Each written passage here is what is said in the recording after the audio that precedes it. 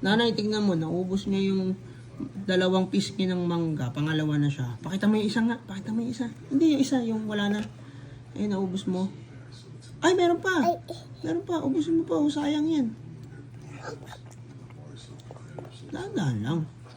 Dahan-dahan lang. Oh, tignan mo. Dahan-dahan lang.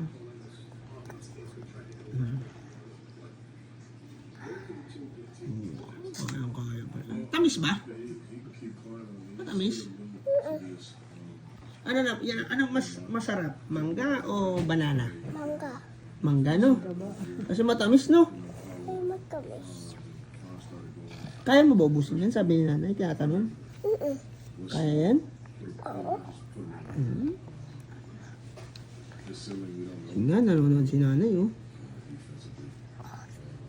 Nanay, oh, tiga mo, lakas na pala nito kumain.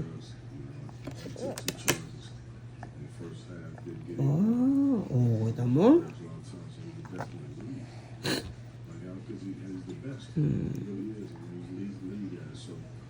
Piling ko meron pa ata yung isa, eh. Yung papaya, natikman mo na ba yung papaya? Hindi. Watermelon. Oo, natikman mo na. Sa mga fruits, ano pinakamasarap na fruits? Tingin mo? Mangga. Mangga talaga, no? Sino, ano number 2? Grape. Grapes. Number 3. Apple.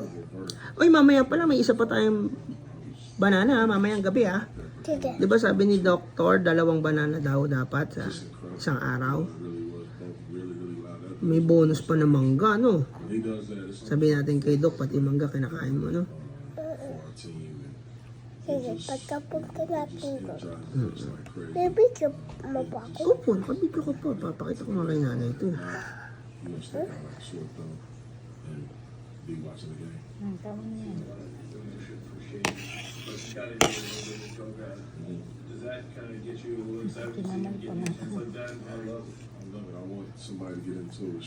Para magugas ng kamay. Very good. Saan pa? Tapos na ba? Piling ko meron pa, eh. Wala ka.